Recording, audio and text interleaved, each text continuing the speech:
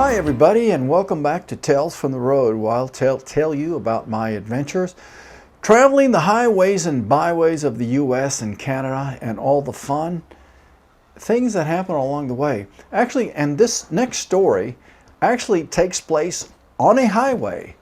I was doing a gig with a band. I think this was like 1991, and we had been down in Florida, or Orlando, Florida, playing. So on the way back, we had an old bus. It was like a 1960 Greyhound bus. It was old, but those old buses are actually they're quite comfortable because they were designed for traveling. It was customized. It had a bunk in it and everything. So we're coming back, and everything's going well. I forget. I think we leave the club, I don't know, about 3 in the morning, which was the standard after you pack up, and we're zooming along, and everything.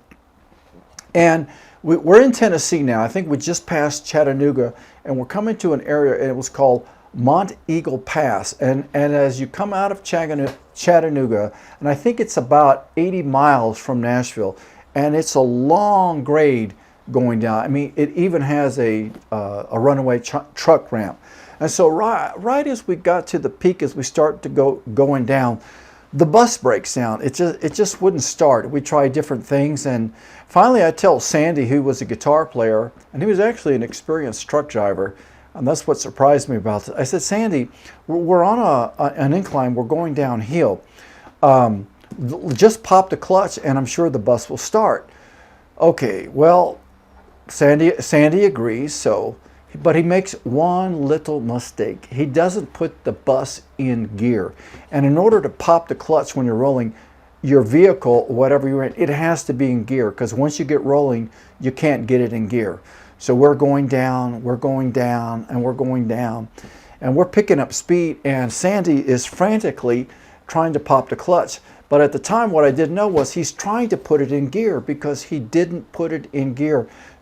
Usually you put a vehicle in second gear, and he's but once the vehicle gets rolling, it wouldn't do anything. You couldn't get it in gear.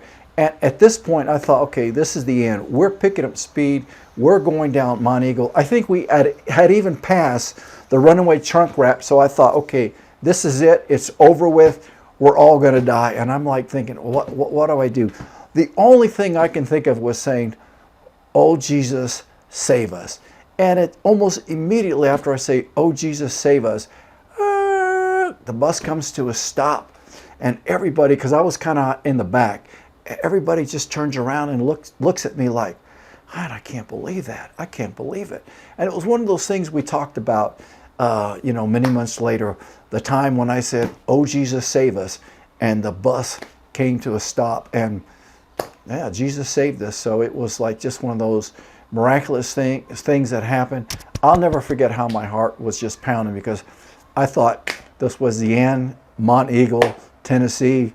A lot of crashes take place there, but that day I just said, "Oh, Jesus, save us," and everything turned out well. So that was my Tales from the Road, and this one actually takes place on a highway. Okay, more later.